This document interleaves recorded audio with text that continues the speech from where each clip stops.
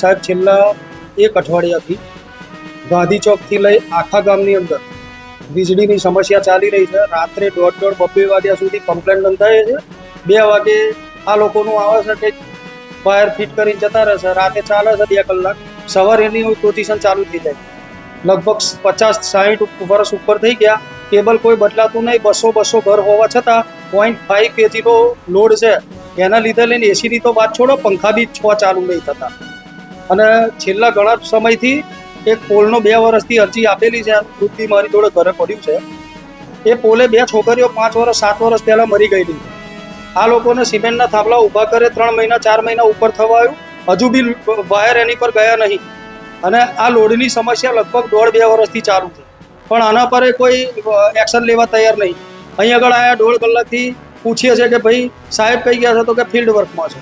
મેં સાહેબ જોડે વાત થઈ. સાહેબ કે અડધા કલાકમાં બેન આવે છે, ઉત્તરસંડા ફિલ્ડમાં છે. હજુ બી બેન આવ્યા નહીં. 2 કલાકથી આ જગ્યાએ ખાધા પીધા વગર બધા બેસી રહ્યા છે. પાણી બી આ જગ્યાએ મળ્યું નહીં.